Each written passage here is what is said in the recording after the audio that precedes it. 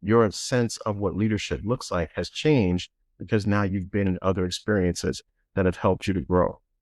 And that evolution and that growth is what makes your leadership style change and evolve and develop into the art form that can change and evolve with the situations and the circumstances that you find yourself in. Remember, the goal has never been about perfection. The goal is progress. And progress means something very specific. It means that you are willing to do the thing, sometimes wrongly, because that is how you get better at it. And that is how growth works. You don't get stronger by avoiding weight. You get stronger by lifting it imperfectly and coming back the next day with more knowledge than you had before. A leader who has never made a bad decision is a leader who has never been tested. A leader who has never lost composure is a leader who has never been in a situation that demanded everything they had. The scars are not the evidence of failure. They are the evidence that you were in the arena. And that is the leader that I'm speaking to today.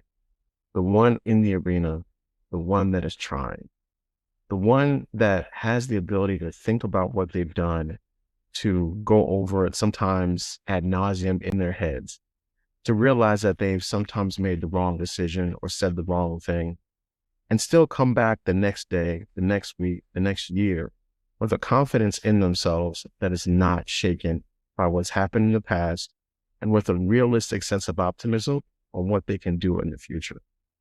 It's important to make sure that you go back and see the progress that you've made to this point, because that reminds you that the journey that you've been on is more important than any destination.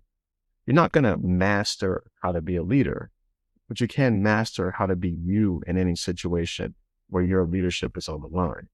And to do that, it's a constant balance between where you've been and what you've experienced in the past and where you see yourself going and what you're going to accomplish in the future. The leader you are today is not the leader you were when you first stepped into the role. You've had conversations you didn't think you could have. You've made decisions that kept you up at night, and you made them anyway. You've held people accountable when every instinct in your body told you to avoid it. You've carried weight that nobody thanked you for carrying. And you've stood in rooms where nobody else understood the pressure you were under, and you held it together. Not because it was easy, but because the people around you needed you to. And that is not nothing. In fact, that is the work. And it deserves to be acknowledged by you to yourself, because leadership rarely pauses long enough to let you appreciate the ground you've already covered. Now, the best leaders that I've encountered are the ones who remain students. They're the ones who never stop learning. They have decades of experience, and they still approach each new situation with genuine curiosity.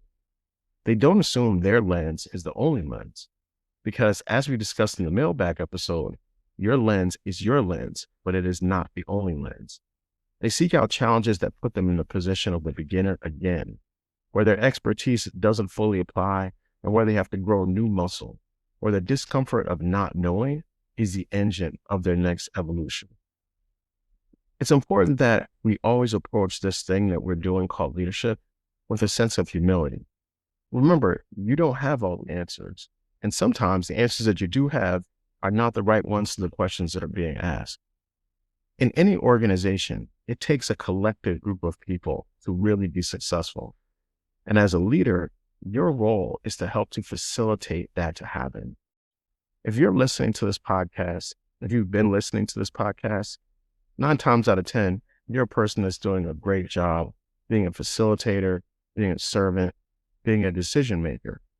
And now you're learning how to continue to refine those skills so that you can continue to evolve and continue to grow in them. And I know it can be kind of tricky because, sometimes as people that are in leadership roles, we're also people that have been very accomplished. We're used to being successful. We're used to getting that next promotion. We're used to continuing to climb the corporate ladder. But it's never about the destination. It's never an end goal.